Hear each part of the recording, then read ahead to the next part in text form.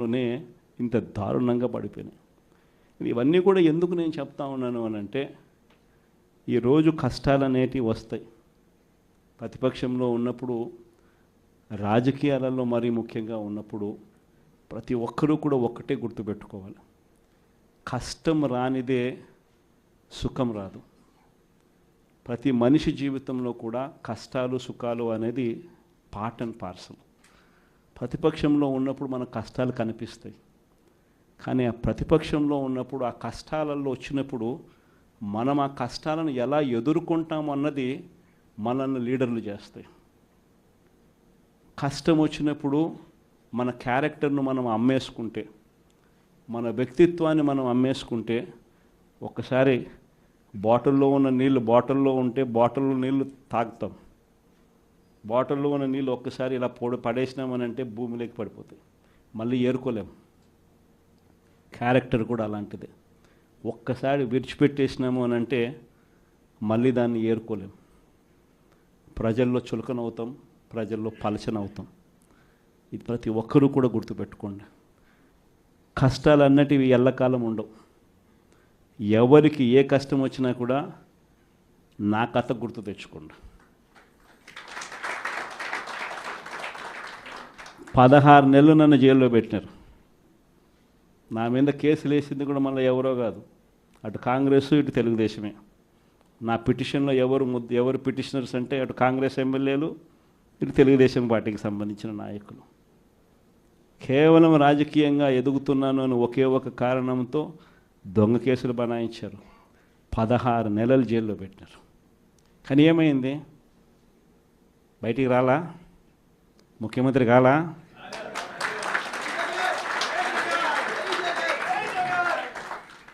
ప్రతి ఒక్కరు ఇది గుర్తుపెట్టుకోండి. ఎవరికైనా ఇంతే. మహా చేస్తే వీళ్ళు ఏం చేయగలుగుతారు? దొంగ కేసులు పెడతారు, కాదండంలా బెదిరిస్తారు, కాదండంలా మహా అయితే 3 నెలలు లోపల వేస్తారు, అది కాదండంలా. కానీ ఏం చేస్తారు? 3 నెలల తర్వాత మళ్ళా వస్తాం, రెట్టించిన ఉత్సాహంతో మళ్ళా పనిచేస్తాం. ఎవరెవరైతే మిమ్మల్ని జైల్లో పెట్టే కార్యక్రమం ఎవరెవరైతే చేస్తారో, మంచి చేసిన వాళ్ళని గుర్తుపెట్టుకోండి, చెడు చేసిన వాడిని గుర్తుపెట్టుకోండి. ఇద్దరిని గుర్తుపెట్టుకోమని చెప్తాను. ఊరికే చూస్తూ ఊరుకోం. వైఎస్ఆర్ కాంగ్రెస్ పార్టీ బ్రతుకుతుంది. వైఎస్ఆర్ కాంగ్రెస్ పార్టీ ఈ రాష్ట్రాన్ని ఏలుతుంది అని కూడా ఈ సందర్భంగా చెప్తాను. మరో 30 సంవత్సరాలు ఏళ్తామని కూడా ఈ సందర్భంగా కూడా మరి గట్టిగా కూడా చెప్తాను.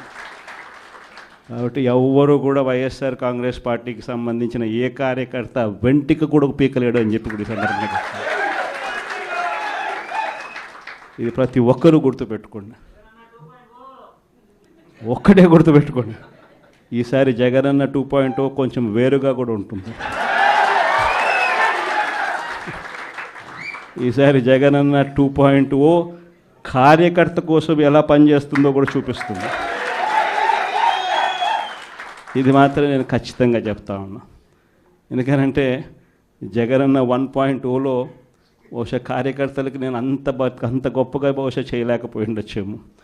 ప్రతి పథకము ప్రతి విషయంలోనూ కూడా మొట్టమొదటిగా ప్రజలే గుర్తుకొచ్చారు. ప్రజలకు మంచి చేయడం కోసమే నా టైం కేటాయించా, నా తాపత్రయపడ్డా, ప్రతి విషయంలోనూ దానికోసమే అడుగులు వేశా.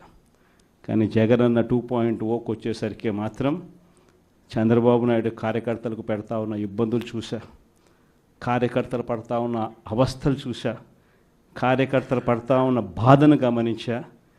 వీళ్ళ కోసం గట్టిగా మీ జగనన్న ఉంటాడని సందర్భంగా గట్టిగా చెప్తాను.